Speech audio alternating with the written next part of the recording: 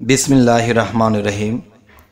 हे समस्त मुसल्लिगण, हे समस्त स्तरेर व्यक्तिगण, आमी आपनादेर सामने जे आलोचनाटी आजके निये आसलाम जे देखुन जे आपनी कखनो जे पानीते डुबे मरबेन ना, आपनी कखनो लঞ্চ स्टीमार डुबे मरबेन ना, कखनो प्लेन ब्रास्ट हये मरबेन ना एबं आकाश थेके जे जिलिक मारे बा जे आमादेर एकटा भाषाय बला हय, आमादेर आंचलिक भाषाय बला हय ठाडा पड़े, ठाडा पड़ेও मानुष मारा যায়।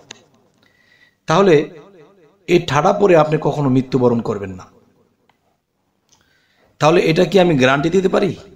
দেখেন, এটা গ্যারান্টি দেওয়ার ক্ষমতা আমার নেই, কিন্তু আল্লাহ কিন্তু এটার গ্যারান্টেড দিয়ে দিয়েছে। সেটা কি? যদি কোনো মানুষ আল্লাহকে শিরক না করে এবং আল্লাহর কিছু আইন আছে, আল্লাহর কিছু নির্দেশনা আছে, তো সমস্ত নির্দেশনা কিন্তু মানুষ মানতে পারে না, তবু চেষ্টা করে।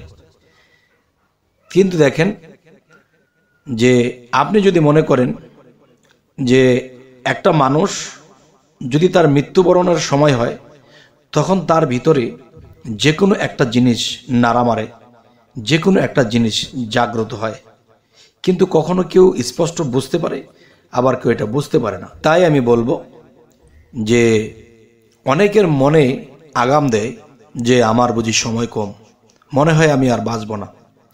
তবে যাই হোক, যে চেতনোক্ত মানুষ সে অবশ্যই বুঝে নিতে পারে, আর যে অচেতনোক্ত সে তার মনে পড়ে, মনে জাগে, কিন্তু সেটা খেয়াল করে না।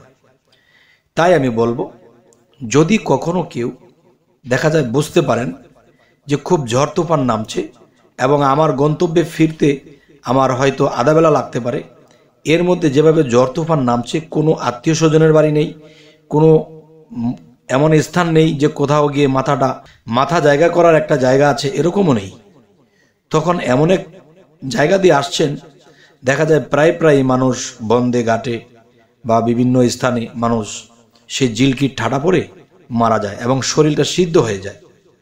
তো এরকম মৃত্যুবরণ হইতে আমাদের রক্ষা পেতে হলে, লঞ্চ স্টিমার ডুবে মানুষ মারা যায়, এখান থেকে রক্ষা পেতে হলে, এবং দেখা যায় প্লেন বাস্ট হয়েও মানুষ মারা যায়। একটা জিনিস দেখেন, মানুষকে আল্লাহ ঘুমন্ত অবস্থায়ও কিছু জিনিস দেখিয়ে ইশারা করে, কিন্তু সেই মানুষটা যদি চেতনোক্ত হয় তাহলে সে বুঝে নিতে পারে যে আজকে গেলে আমার একটা বিপদ হবে, বা আমার মৃত্যু হতে পারে, বা আমার যে কোনো একটা সমস্যা হতে পারে। তো এখন কথা হলো যে যাই হোক, কেউ বুঝতে পেরেছে, সাবধান হয়েছে, আবার কেউ বুঝতে পারেনি কিন্তু সে সাবধান হয়নি।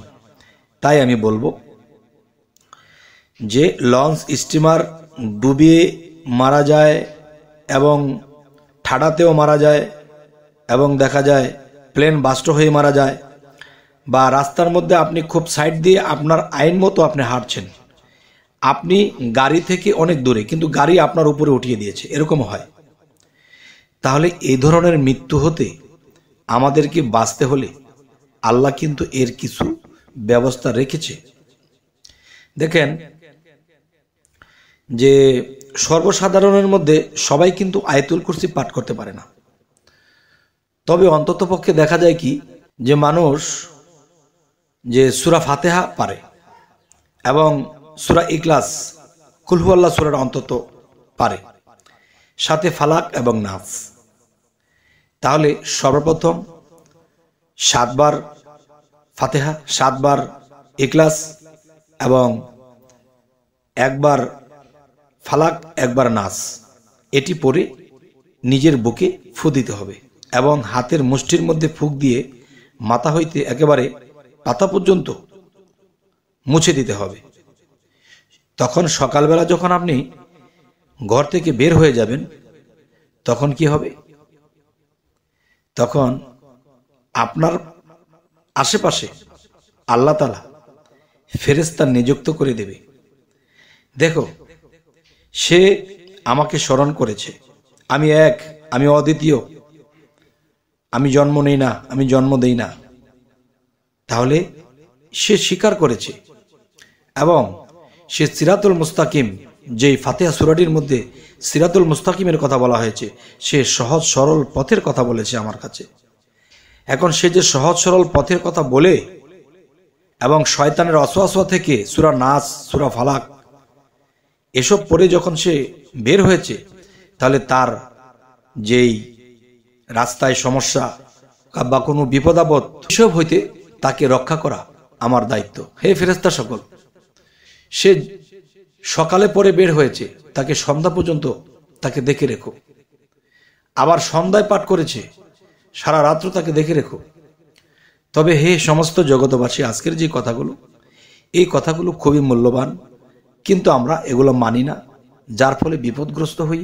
তখন আল্লাহকে বলি, আল্লাহ তুমি দেখলে না কেন? আল্লাহকে আমি স্মরণ করিনি, আল্লাহ আমাকে স্মরণ করেনি। একটি কথা বলা হয়, ফাজকুরুলি আজকুরুকুম আজকুরুলি ওয়ালা তাকফুরুন, যে আমরা যদি স্মরণ করি তাহলে আমাদেরকে স্মরণ করবে, আমরা যদি স্মরণ না করি তাহলে আমাদেরকেও করবে না। তাই বলতে চাই যে রহমতের ফেরেশতা বা রক্ষা করার জন্য যে আল্লাহ ফেরেশতাদেরকে রেখেছে, যারা আল্লাহর কাছে নিজের প্রাণকে সঁপে দেয় এবং আল্লাহর জিকিরের সাথে চলে, আল্লাহ অবশ্যই তাকে দেখে রাখে।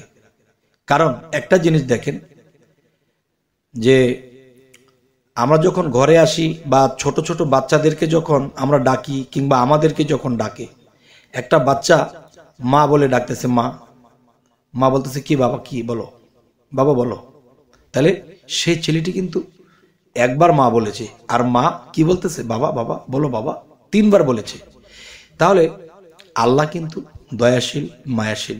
আমরা যখন আল্লাহকে এই সূরার মাধ্যমে আমরা যখন আল্লাহকে স্মরণ করে বের হব, তখন কিন্তু আল্লাহকে স্মরণ করেছিলাম একবার, আর আল্লাহ আমাকে বারবার স্মরণ করছে এবং ফেরেশতাদেরকে বলছে আমার এই বান্দার যেন কোনো অনিষ্ট না হয়। সুবহানাল্লাহ, আলহামদুলিল্লাহ। আমরা কেন অবাগার মতো এরকম হয়ে থাকি, দুনিয়াবি লোভ লালসায় মেতে থাকি, কিন্তু আল্লাহকে যে আমরা একবার স্মরণ করলে আল্লাহ যে কতবার আমাদেরকে দেখশন করে রাখে, কতবার যে আমাদেরকে স্মরণ করে রাখে যে এই বান্দাটি আমাকে স্বীকার করেছে, যে আল্লাহ এক, আল্লাহ অদ্বিতীয়, আল্লাহ জন্ম নেন না, আল্লাহ জন্ম দিন না, আল্লাহ অভাবহীন। এই যে কথাগুলো বলে বের হয়েছি, তখন আল্লাহ কিন্তু আমাকে বলে না যে সে আমাকে প্রশংসিত করেছে, আমাকে শিরকি মুক্ত করেছে, আমাকে নিয়ে সে ভালো কিছু সে ঈমান এনেছে। তখন আল্লাহ আমাদেরকে আপনাদেরকে দেখে রাখে। যাই হোক, আজকের এই আলোচনা এজন্যই করলাম যে অন্ততপক্ষে আমাদের মৃত্যুটা এমনভাবে যেন না হয় যে আমরা জীবনে বেঁচে থাকলে হয়তো আল্লাহর ইবাদত করতাম, আরো ভালো কিছু করে যেতাম, কিন্তু দেখা যায় আমরা ওরকম কিছু করতে পারছি না। কেন পারছি না? যে দুনিয়াবি মেতে আছি, আল্লাহর নাম ভুলে গেছি, আর আল্লাহকে স্মরণ করছি না, যার ফলে আমাদের বিফল হয় জিন্দেগি। তো আজকের আলোচনা যদি আপনাদের ভালো লাগে তো অবশ্যই সাবস্ক্রাইব করে নিন, পরবর্তীতে যেন আপনাদেরকে ভালো ভালো আলোচনা নিয়ে এনে দিতে পারি। তো সকলে ভালো থাকবেন। আল্লাহ হাফিজ।